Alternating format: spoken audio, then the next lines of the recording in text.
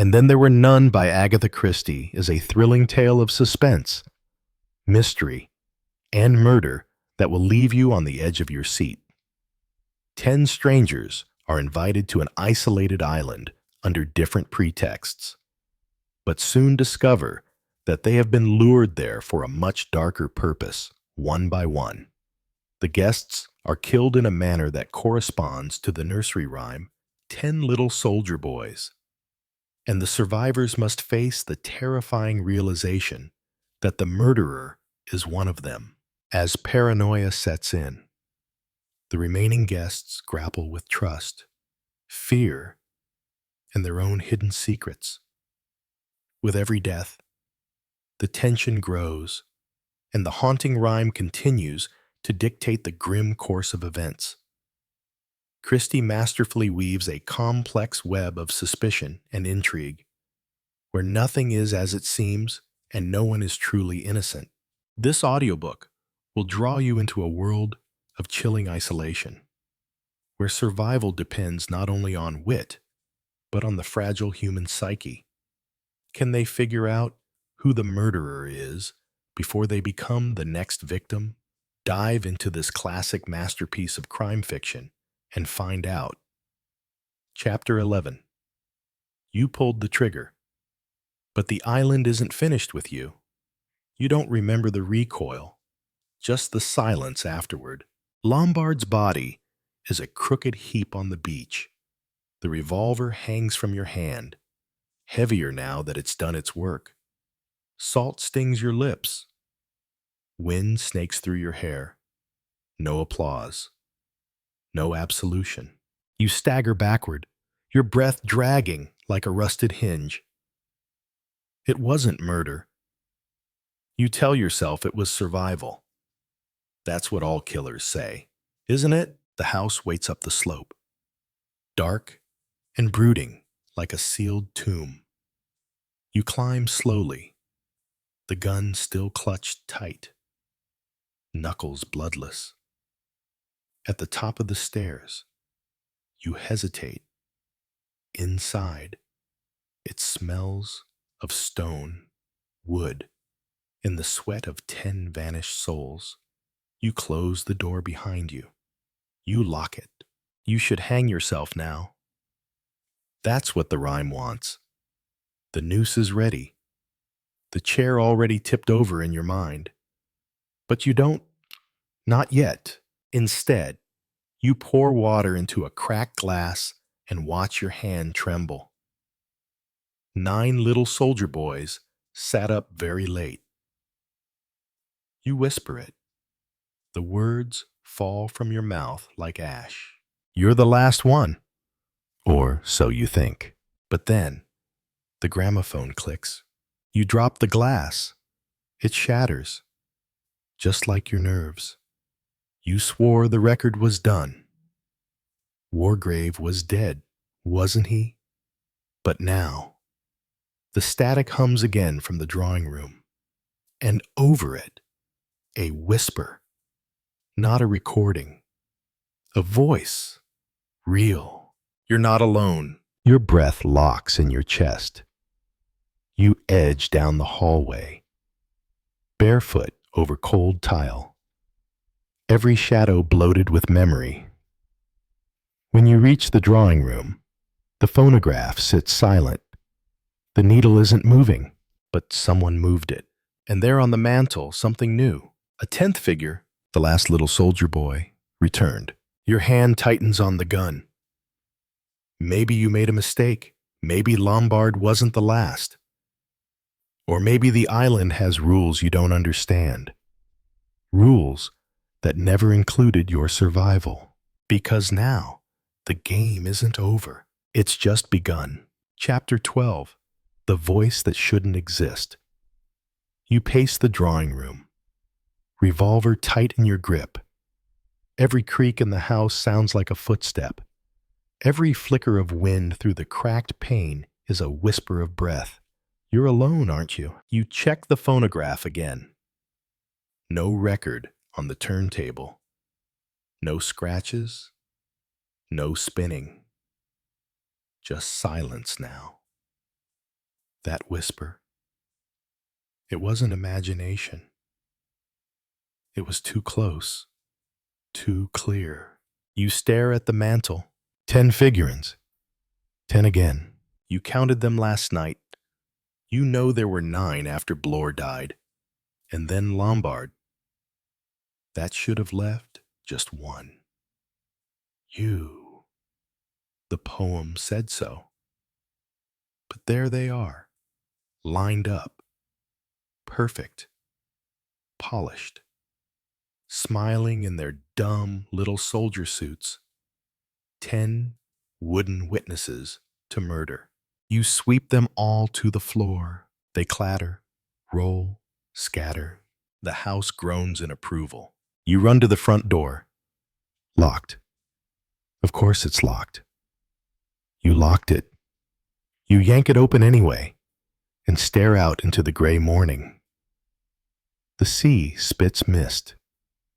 The shore lies empty. Lombard's body is still there. Still dead. You think. You descend. Slow this time. The revolver leads. Every goal call jolts your nerves like a lash. You approach him. His eyes stare, blank and fixed. The shot hit him clean. You kneel beside him. No pulse. No trick. But then, why the voice? Why the 10th figure? You rise and circle the beach. Something's wrong. The air feels different. Tighter, like the island is holding its breath. Or watching. Back inside, you check every room. Empty. Just dust and memory. Marston's glass still on the bar. Armstrong's coat on the hook. The rope still dangles from the hook in your bedroom. And then, you hear it again. A footstep. This time upstairs. You don't think. You move. The gun sweeps ahead of you as you climb. Your pulse hammers against your ribs. You reach the landing. Listen, another creak. You throw the door open. Nothing, just your shadow stretching along the floorboards. And a mirror. You stare into it. But the reflection, it tilts, just slightly, as though someone else is watching from the other side. Your knees threaten to give. You want to scream. You want to flee. But you can't, not yet, because now you're sure of one thing. You're being hunted, and the island has one more trick to play. Chapter 13. Echoes from the grave. You don't sleep that night. Not because you don't try. You curl under the sheets, gun under your pillow, like a child clutching a talisman. But sleep won't come. It circles you like a wolf, sniffing at the edges of your sanity. Outside, the wind howls. Inside, the house shifts, groans, settles. Or maybe it stirs. At some point, maybe 2 in the morning, you hear the whisper again. This time, it comes from the hallway. You rise, barefoot again. The revolver in your hand feels colder tonight. You open the door slowly, nothing but dark. But the air is warmer out there, like someone else has been breathing in it. You inch forward, floorboards soft under your soles. Each step, a scream inside your chest. You pass the first bedroom, the second, then Emily Brent's door. You pause. It's open. You know it was shut, locked, even. You remember turning the key. Now, the bed is neatly made. The needle that killed her is gone. You step in. The air is still, heavy, but not stale. It smells floral, sweet. There's something on the bedside table. You edge closer. A flower, not pressed, not dead, fresh. Heather, you think, or something worse. Your fingers reach for it, but you pull back. A second glance confirms it. The petals are damp, as if freshly picked. But there's no garden on the island. You hear a click behind you. You spin, gun raised. Nothing. But the door is now shut. You didn't close it. You step out, heart banging against your ribs. You walk the halls again, checking every room, every lock, every shadow. 10 figurines are back on the mantel. You threw them down. Now they're upright again, lined up, grinning. Your mouth is dry. You mutter something prayer or profanity. You don't know which, and retreat to the kitchen. You need light, heat, proof you're still alive. You spark a match. Some says me. Some sabanal. The flame flares and illuminates something scratched into the wall, just above the hearth. Words. 5 of them. You're not done yet. Vera. You drop the match. It dies in a hiss. And in the sudden dark, you finally understand. You won the game, but you didn't beat the island. Chapter 14. A knock where there should be none. The fire won't light. You tried 3 matches, then 5. The kindlings dry, the hearth clean. But every flame snuffs itself out, like the air has made a pact with the dark. You retreat, back into the cold hall. You try to tell yourself it's nerves, that you're just unraveling, hallucinations, grief. But then you hear it again, a sound that doesn't belong. Knock, knock. You freeze. It's not the wind, not the house creaking, not an echo. It's a hand, flesh and bone against the front door. A knock. 2, slow, deliberate taps. You grip the revolver tighter, but your fingers are slick.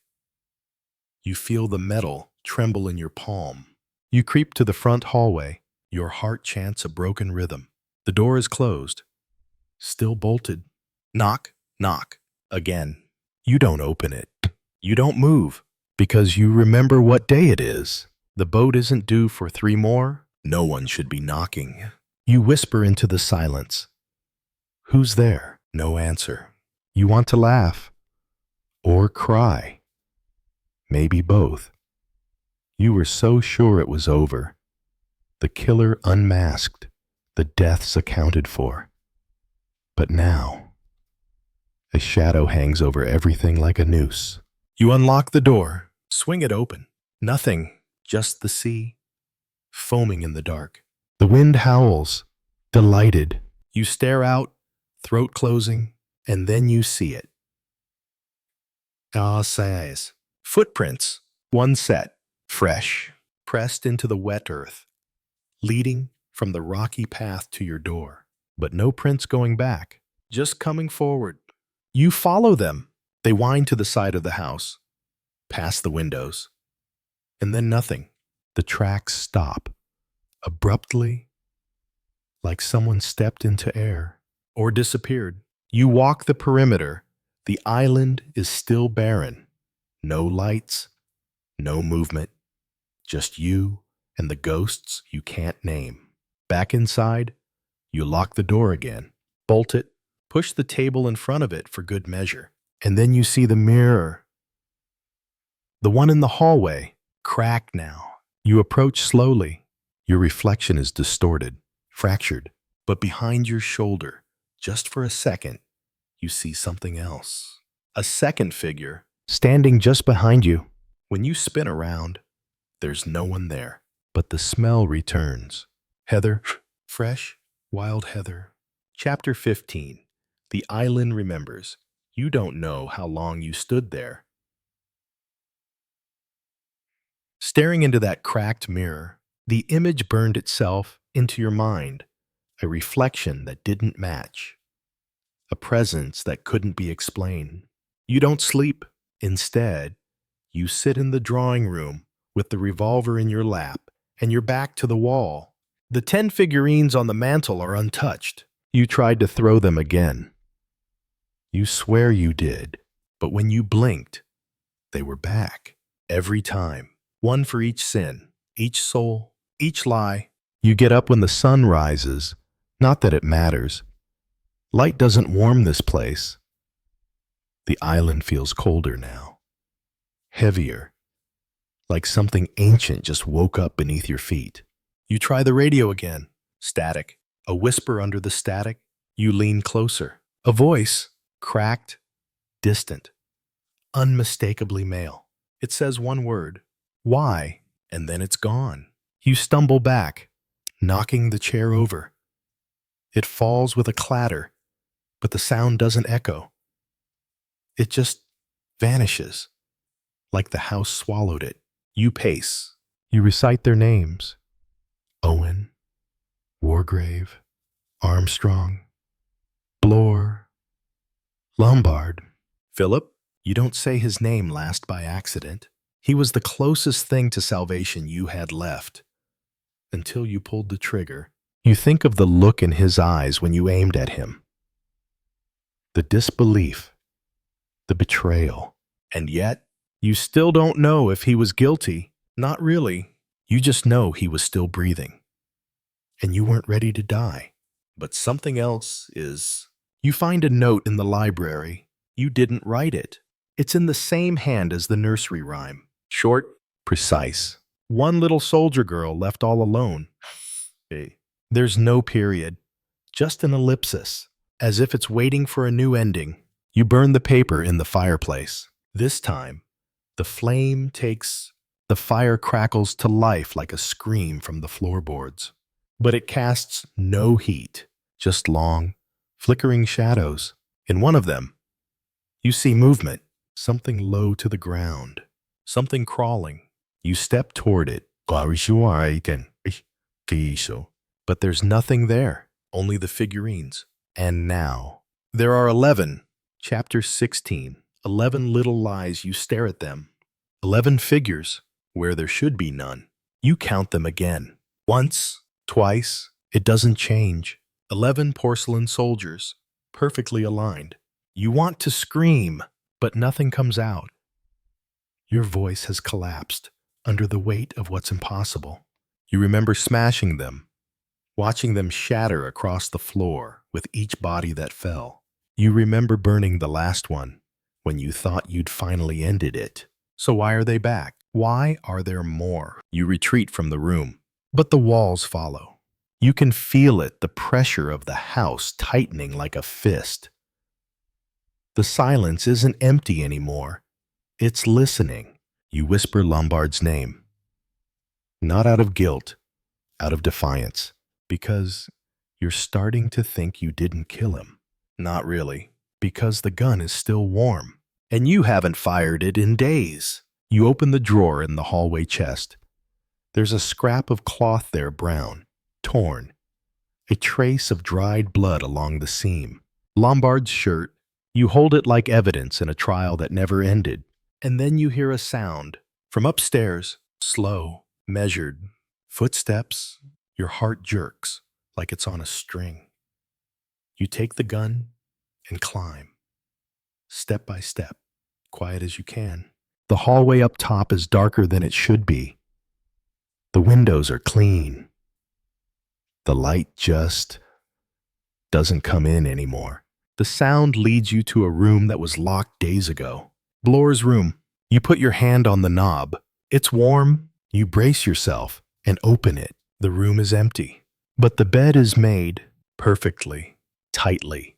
You know you never touched it. And then you see the photograph.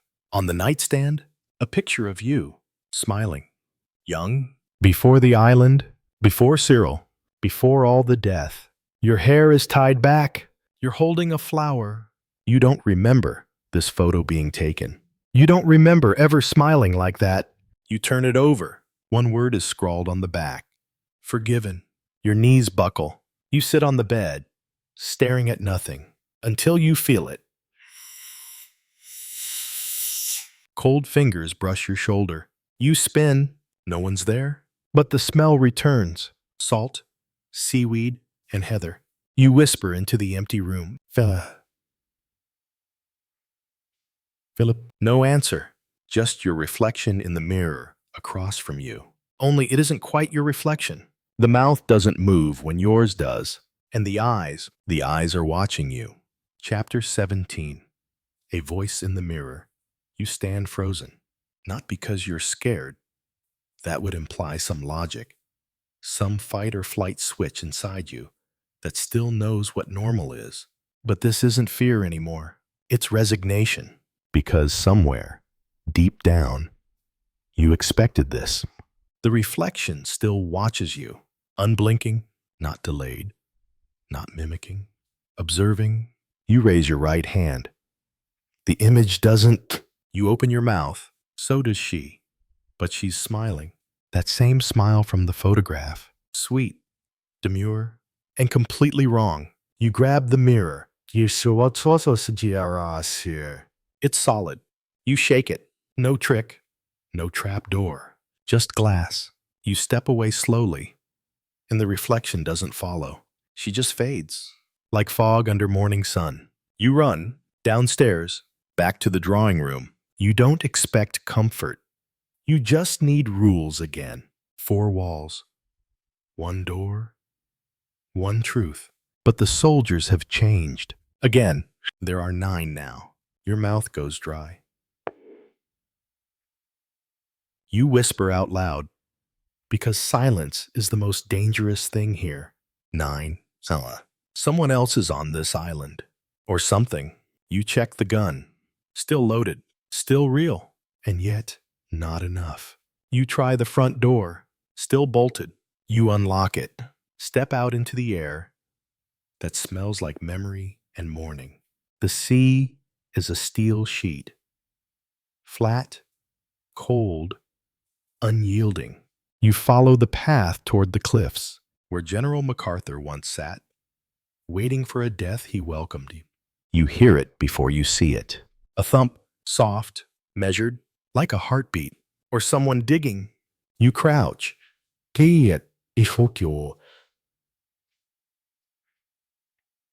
The sound comes from the garden.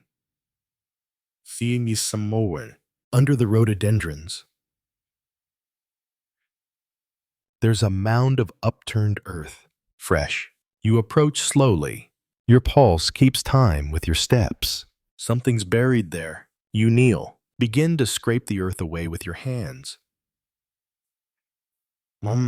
Each scoop exposes more. Wood, a box. You pry it open. Inside is a doll. Handmade, stuffed, dressed like a schoolboy, and stitched crudely across its chest in thick red thread. Cyril, you drop it like it burned you. Because it did, you reel backward. The sea roaring louder now, though the tide hasn't changed. You don't realize you're screaming until your voice cracks. And that's when you hear it. Another voice. Behind you, a man's, calm, measured. That wasn't part of the game, Miss Claythorne. You spin around, but the garden is empty. Just wind and whispers.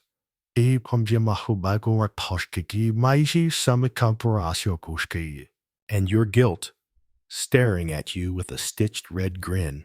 Chapter 18. The Boy in the Water. You don't go back inside. The house no longer feels like shelter. Neither does the sky. Everything overhead is gray metallic, like the sea. Even the gulls are gone. You stand in the garden with dirt under your nails and blood under your skin. You didn't cut yourself, but something inside you feels open. You don't know what you expect when you look back at the box, but it's gone. No Cyril, no stitches, no grave, just leaves, scattered as if a storm passed through only your mind. You run to the cliffs, because that's where it happened, isn't it? The real story, the one you keep buried beneath, lies you told so often they fossilized. You try not to picture it, but your memory plays it anyway. Like a reel of silent film, a boy's feet slipping on wet rock, a scream that didn't sound like a scream, water closing like a door. You told yourself he was too far, that it was an accident, that you tried. But you know better. You wanted him gone because he stood between you and everything you believed you were owed. You drop to your knees at the cliff's edge. The wind picks up. Not strong, just insistent, like hands urging you forward. One step, that's all it would take. But something anchors you. Not hope, not survival, something else. The sound of a bell, not distant, not church-like, childlike. You turn, he's standing at the base of the hill. Cyril, dripping, pale, holding the doll. His lips don't move, but you hear it anyway. You let me drown. You want to scream, but there's no air in your lungs. You blink. He's gone. You're alone again, or as alone as the island allows. You stumble back to the house. You want light, warmth, but the lights don't work. Not anymore. Everything inside is colder now. Even the air. You pass the fireplace, the mantle. You stop. There are 8 figurines now. No sound, no explanation. Just subtraction and a note on the mantle. This one in your own handwriting. You can't run from water, Vera. You crumple it, toss it into the dead fireplace. This time it doesn't burn. You flee to the kitchen. You need something tangible. A knife, a pan, a handle, anything. The kitchen is dark, but you find something glinting. Metal, a locket. Yours, but it shouldn't be here. Inside is a photo, not of Hugo, of you. And on the back, written in black ink, Miss Vera Claythorne. Cause of death, delayed drowning. Chapter 19, The Fifth Room. You wake to darkness.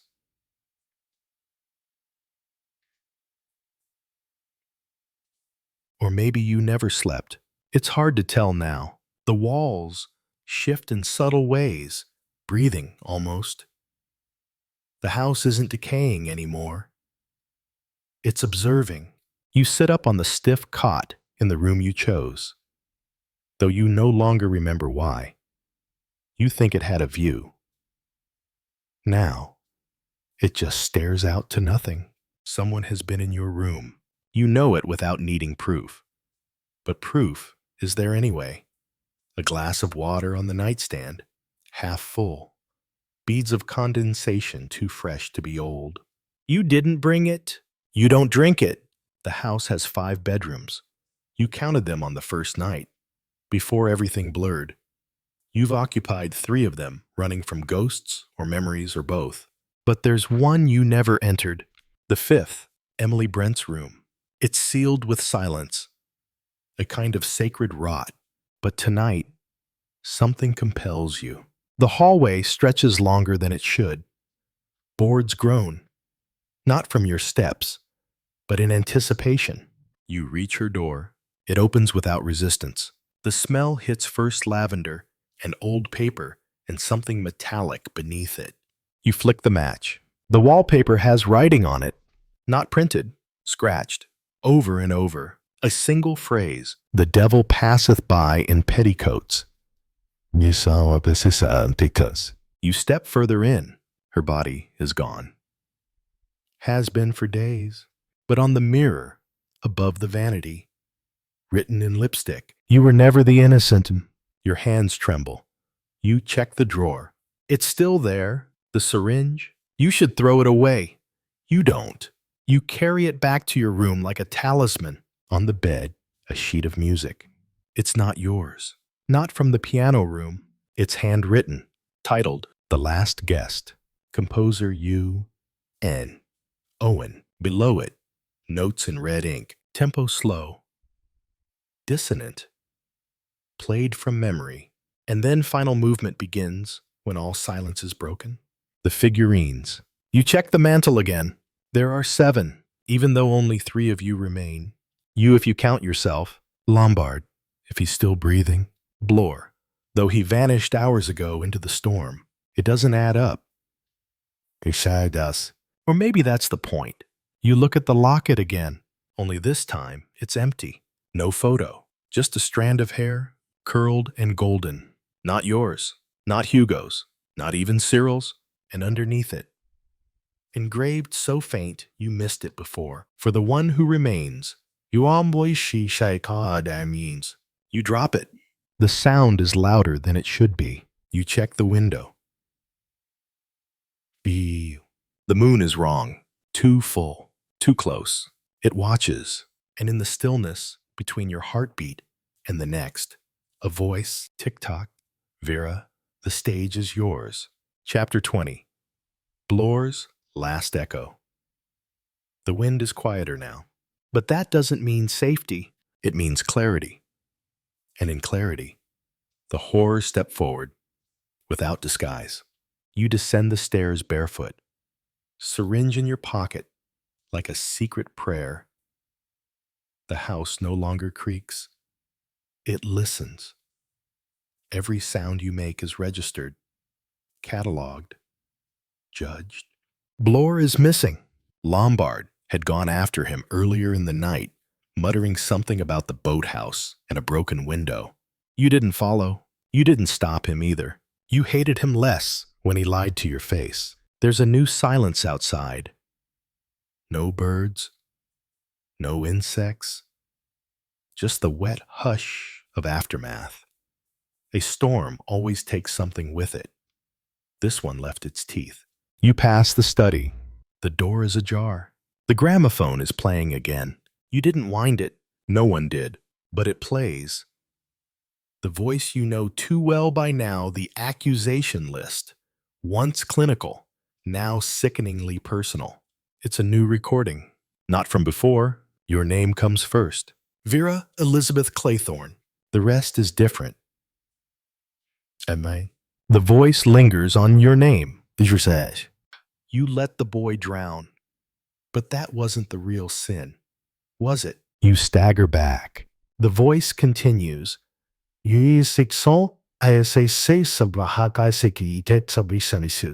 The real crime was pretending it was for love. The music swells behind the accusation discordant piano chords, something between a funeral march and a child's lullaby. You run back upstairs, to the hallway, to the bedrooms, to Emily's mirror. The writing is gone, but in its place, scrawled in what looks like nail scratches, is a question whose hands are clean. You catch your reflection. You don't look like yourself anymore. You look like someone on trial, and you realize, with a sharp, sick certainty, there is no jury on the island, only the judge, and the judge has already written the ending. Footsteps.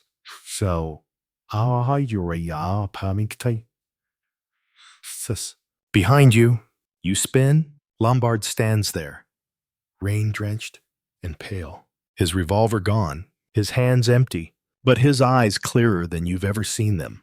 He speaks quietly. Bloor's dead, skull crushed by a marble bear, just like the rhyme said. You say nothing. Because what is there to say? You both know. Only two left. Two figurines remain on the mantel. You sit across from him in the drawing room, like dinner guests waiting for dessert or execution. He reaches into his coat and pulls out something small, a silver bullet, shaped like a chess pawn. He rolls it on the table between you. One of us ends it, he says, or the island does. You don't blink. You don't speak.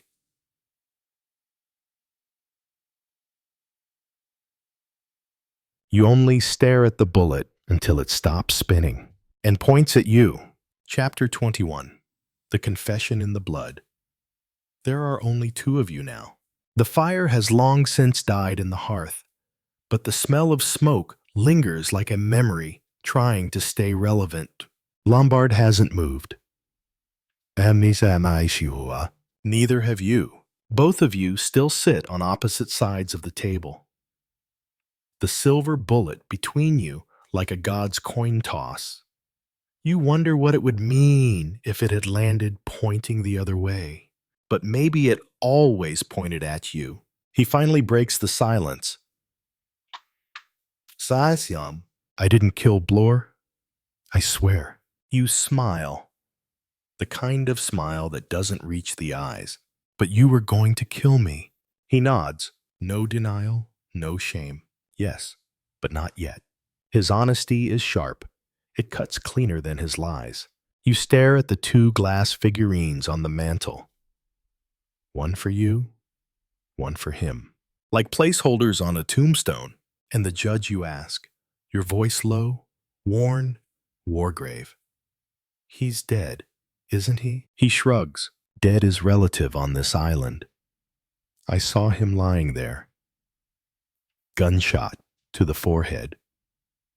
But now I wonder, was it suicide or theater? You walk to the mantel and lift one of the glass figures.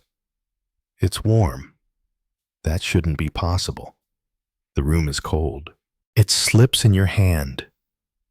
You don't drop it, but you consider it. Do you think he's still watching us? You whisper. Lombard stands, moves slowly, as if a wrong step will set off the trap beneath your feet. Maybe it will. He doesn't need to watch us. He's already judged us. The air in the room changes. You feel it like something has entered or awakened. There's a letter on the desk that wasn't there before. Yellowed paper. One sentence. It ends with the one who understands. You turn to Lombard. Do you understand? He looks tired, old, and for the first time, unsure. No, he says, but I think you do. You nod, not in agreement, in resignation. That night, you don't sleep. You don't speak. You wait. And the next morning, Lombard is gone. No body. No blood.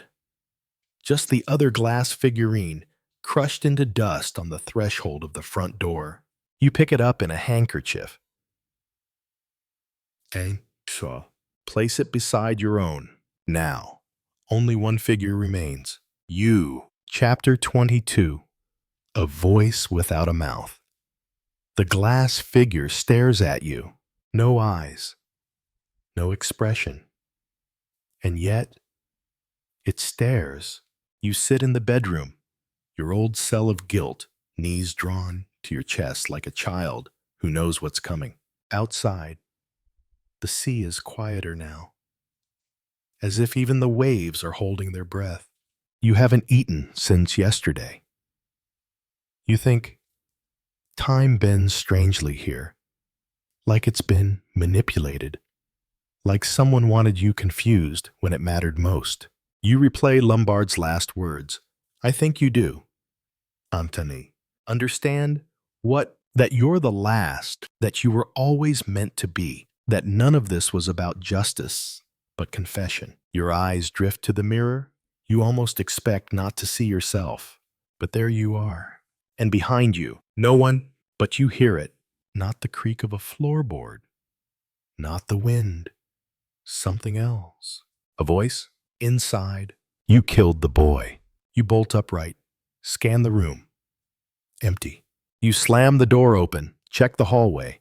Empty. Back into the bedroom. The voice again. Not loud, not yelling. Calm. Cold. You knew he couldn't swim. You watched him struggle. And you didn't dive in. You press your hands to your ears. Shut up. You let Cyril drown because you wanted what wasn't yours. You were always willing. All it took was water. You turn the mirror face down, but the voice doesn't stop. It's not just in your ears. It's in your skin, in your breath, in your memories. The salt of the sea tastes like Cyril's last gasp. You move to the window, look out over the cliffs. There's no boat, no rescue, just the sea in judgment.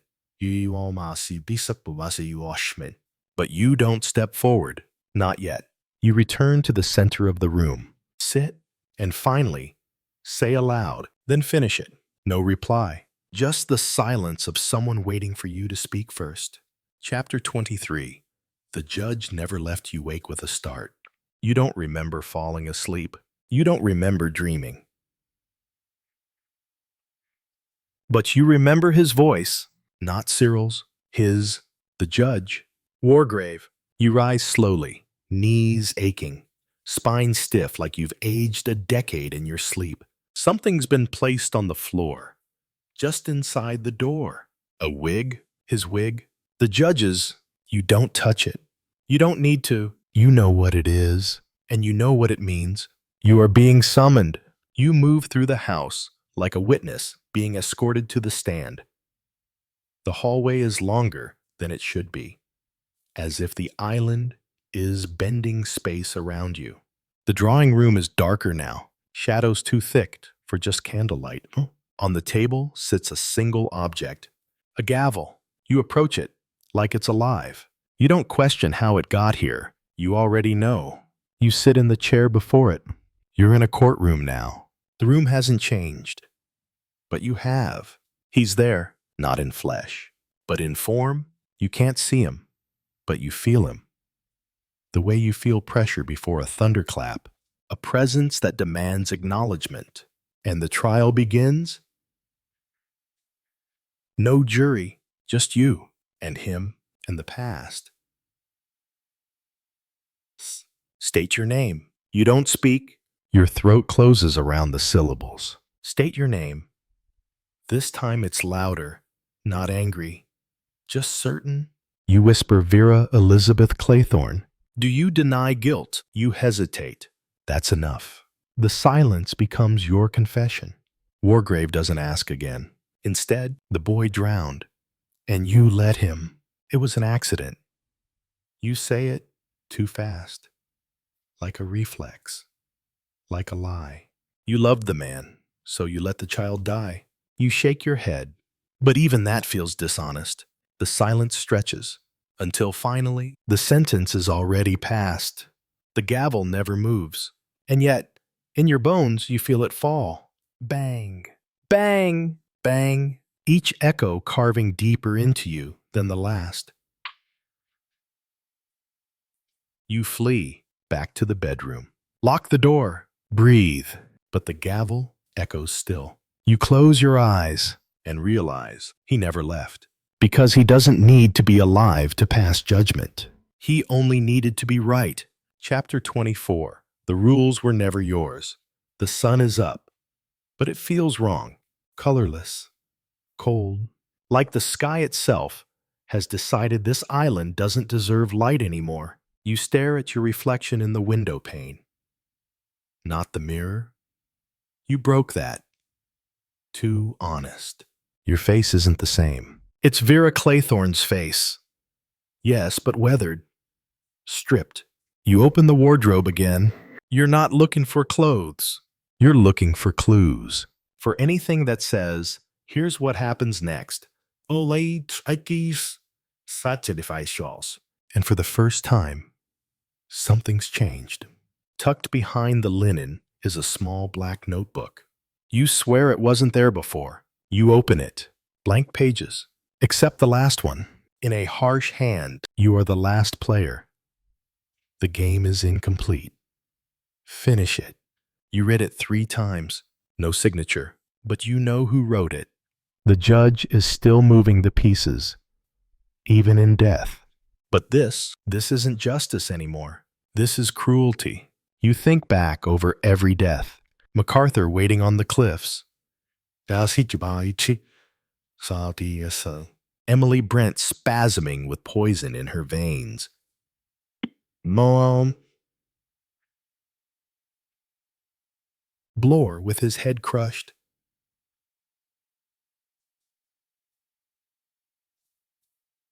Each one carried out like clockwork.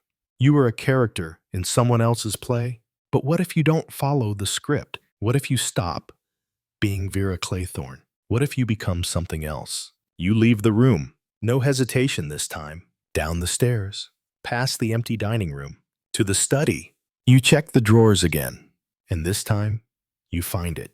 A revolver, heavy, real, one chamber loaded.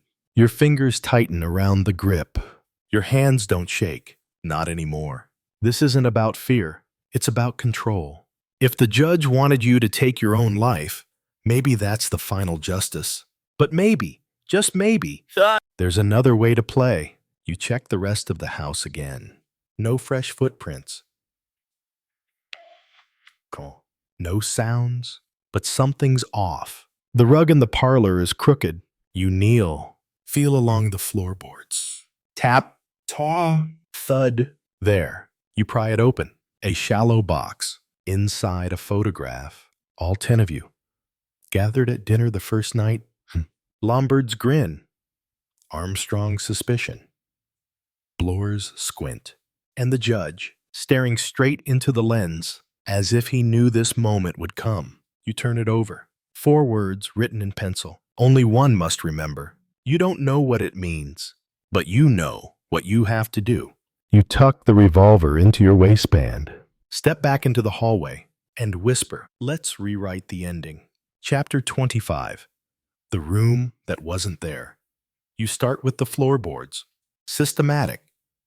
Room by room. Every door, every drawer, every wall panel questioned like a suspect under a harsh light. Ayin. The house resists. The silence taunts you, but you're no longer Vera the victim. You're Vera the executioner, and someone's still here. You know it. You taste it in the stale air. There's something beneath the narrative, a hidden thread. Downstairs again. You search the parlor, then the study. You pull out every drawer, every book, until your hands are splintered and bleeding. And then you find it, a draft, not from a window, from the bookshelf. You press your fingers along the edges. Click. A narrow gap opens. A false wall. Behind it, darkness. And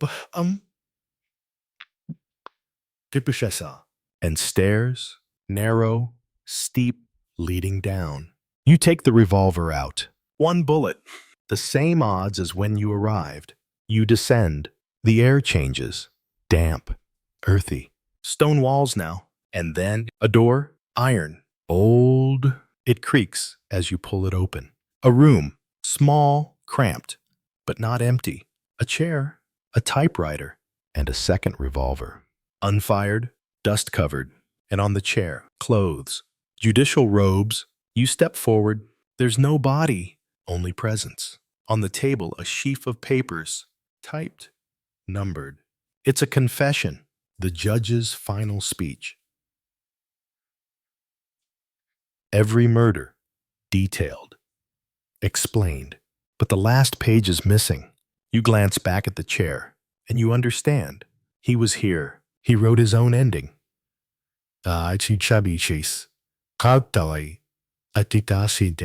Then vanished, either by hand or by something darker. You pocket the second revolver. Now there are 2 bullets in play, maybe 3. You move back upstairs. Sunlight slices through the windows now.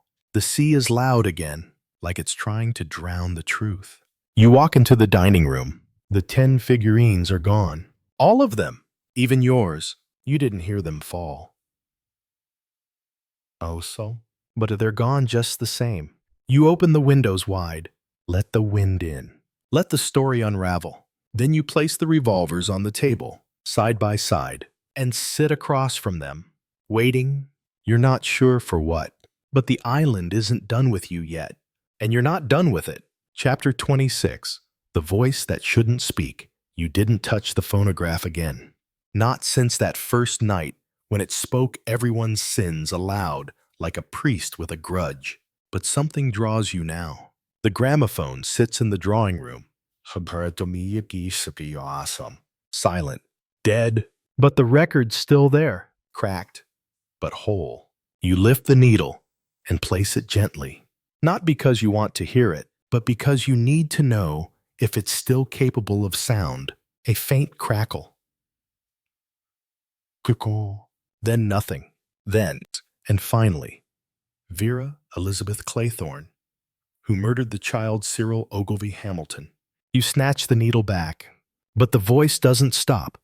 You watched him drown. You chose his death to secure your place in another's heart. A lie for love. But a death all the same. The phonograph isn't spinning, but the voice continues. Oh, Jeeves, Bunt. From behind you. You turn. No one. But the voice is real. It's not just in the air. It's in the walls. The entire house is echoing him. You stumble backward, nearly trip over the cord. You grab one of the revolvers and spin toward the hallway. Still no one. But the voice grows louder.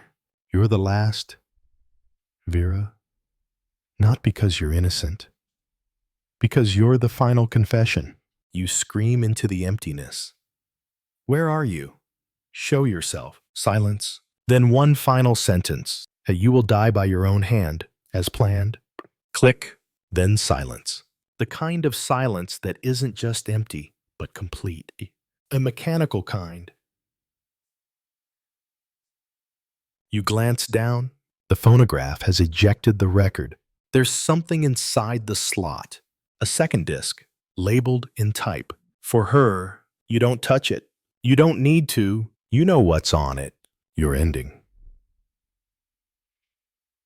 Recorded, pre-written. Judge Wargrave's final judgment. You walk back to the dining room, pick up one of the revolvers. Not the one you found, the original. You spin the chamber. One bullet. Always one. You place the revolver in front of you. Sit down and wait for the island to decide whether the story ends or begins again. Chapter 27. The boat that shouldn't come. You hear it long before you see it. The chop of a small motor against angry waves. The sea, once your jailer, now parts just enough. You rush outside. The revolver is still at your side because trust, now, is something you buried with the others. At the shore, a boat is approaching. Not the kind meant for rescue. Too small, too deliberate. And the man piloting it too calm. He docks with precision, like he's done it before. He doesn't call out, doesn't ask if anyone's alive. He just looks up, directly at you, and smiles. Familiar, but wrong. Like a face seen once through a courtroom sketch. Almost I say, you don't move. He steps onto the sand and lights a cigarette, shielding it from the wind. Then he walks towards you like he's arriving for a dinner invitation. You raise the revolver. His hands go up, mockingly. You must be Vera. His voice is smooth, not English. Something cooler? You're not Wargrave, you say flatly. No, he replies. I am the man Wargrave trusted to make sure his plan stayed clean. You don't lower the gun. He's dead, you say. Of course he is, the man answers, calmly. But his ideas live longer than his pulse. You watch him. His clothes are wrong for the island dry. Crisp, civilian. He didn't wash ashore. He planned this. You're early. You say. He smiles wider. No, you're late. You step back. He doesn't follow. I came for the final confirmation. He says, to see if the last domino fell. You say nothing. He notices the revolver shaking in your hand, and he nods. Still one shot left. Right. You don't answer. He gestures toward the house. You read his confession. I lived it. You say, I mean the real one. He says softly. There's another. You whisper. He nods. In the piano. You flinch. He knows too much. I helped write it. He says, you feel it then. That creeping terror again. You're not the last. You were never the last. Or say. And now, you're just a player in his version of the ending. He takes one step forward. You aim for the center of his chest. If you move again, he stops and smiles. You really think this ends with a bullet? You pull the trigger. Click. Empty. He laughs, not loudly, just enough to confirm what you already suspected. The gun was never meant to work. Chapter 28. The confession beneath the keys. He doesn't flinch when the empty click echoes through the salt air. You stare at the useless revolver, realizing it was never yours to wield. Just another prop in someone else's game. I told you. He says, you're late. The stage was set for your exit, not your survival. Your hands are trembling now, not from cold, but clarity. He nods toward the house. Go on, read it. You don't move, he adds. If you don't, you'll never know how close you were to being free. That word stops you free because somewhere in the fog between guilt and survival, you'd forgotten what that meant. You walk back into the house. The piano sits there in the drawing room like it always has, mocking in its stillness. You lift the lid. Inside, among broken ivory and dusted strings, you find a folded sheet of yellowed paper tucked between D and E. You unfold it and begin to read. This is not the confession of a madman, though the law would have called me one. This is the ledger of a man who believed in justice above breath.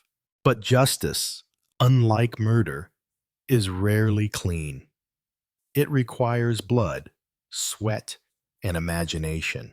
I found like-minded hands. One of them was you. Vera, your guilt fascinated me. The others had fear. But you had the kind of remorse that grows teeth. So I spared you. I made you the audience to your own survival and gave you the script to hang yourself with it.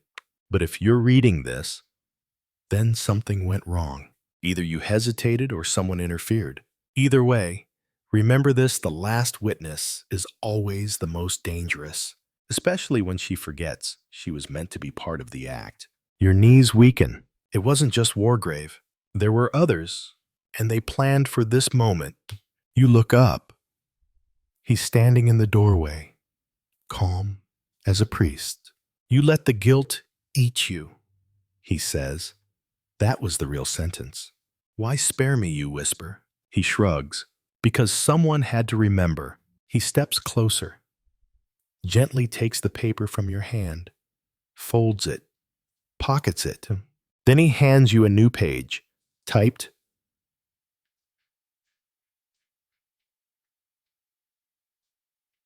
Shinchi. Your name is at the top. It's a full confession. Crimes you committed, thoughts you never spoke. You'll sign it, he says. And if I don't, he looks at the revolver still in your hand. Then back at you. There are no bullets. Vera, but there are other ways to disappear. You don't respond. He leans in. We're not here to kill you. We're here to use you. A new kind of horror settles in your chest. You're not the victim. You're the archive. The proof. The living monument to a crime so perfectly crafted, it needed a witness. And you're it. Chapter 29. The Inheritance of Silence. You sit across from him now. The paper still between you. The confession stares back like a mirror you never asked to look into. Your name is there. Your crime. The drowning boy. The silence afterward. All of it captured in letters too neat, too final. He doesn't pressure you. He doesn't have to. You know how this works. The pressure isn't in the hand. It's in the waiting, the stillness, the silence between breaths. I'm not signing that. You say, his lips twitch. Not quite a smile, more like a sigh. You will, he says, eventually. You fold your arms. What's the game now? You collect lives, guilt trophies. He pours a glass of water, offers it. You don't take it. He drinks instead, then sets the glass down with careful precision. The game is over. The rules have changed. The island's done its job. Then why am I still here? He leans forward, voice low, almost kind. Because this isn't about your death anymore. It's about your role. My role? There are others. Vera. Other names. Other trials waiting. But the judge is gone. He lets that settle. Justice can't stop with one island. It needs continuity. A custodian. You laugh, but it's brittle.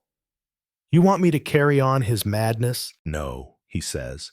I want you to carry on his clarity. He opens a small leather case beside him. Inside, documents, dossiers, photographs, victims, criminals, people like you, people worse than you. You know guilt? He says. You survived it. That makes you qualified. You're insane. Maybe. But you're alive. And we both know that survival isn't free. You stand, he doesn't move. You walk to the door. It's unlocked. No locks, no threats.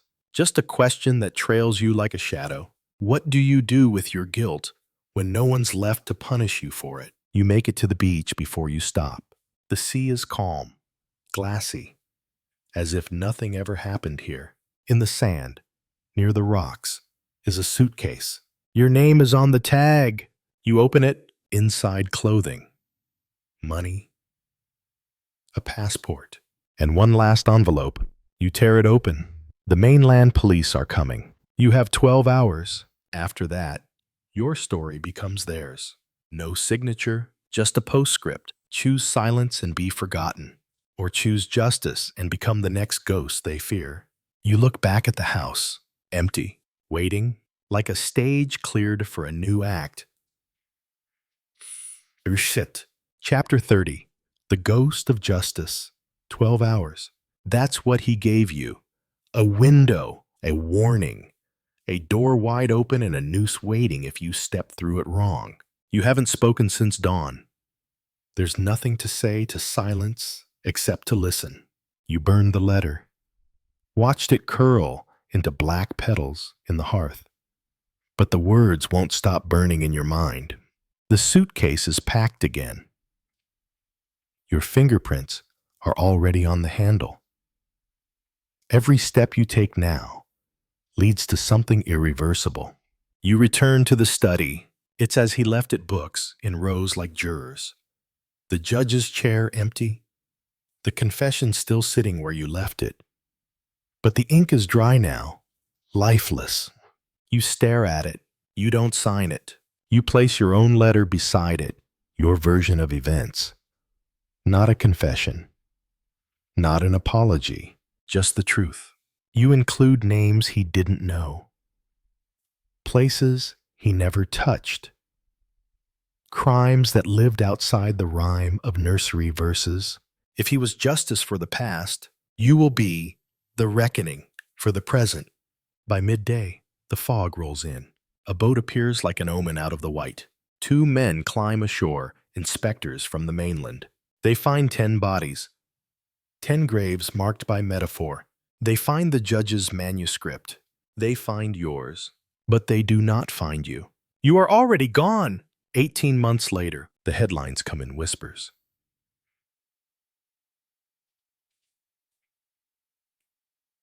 A banker disappears after embezzling millions from retirement funds, his last known location, a yacht off the Scottish coast. A war profiteer's body is found in a Berlin hotel. Locked room, no signs of struggle. Just a typewritten page by the bed. For the children who never returned, no fingerprints, no witnesses, no suspects. Only one common signature, 3 words scribbled in pen on the edge of each document. And then justice came, somewhere in Europe. A woman sits alone in a train compartment. She watches the countryside blur past like memory. She has a new name, a new life, but the past rides with her like a ghost. She doesn't flinch when the conductor passes. She doesn't blink when a man in a tailored coat takes the seat across from her. He places a file on the table between them. A name, a crime, a new island to build. She opens it without a word. Because this isn't over. Because some songs echo forever. Because guilt isn't buried, it's planted. And Vera Claythorne, no, not Vera anymore, is the gardener now.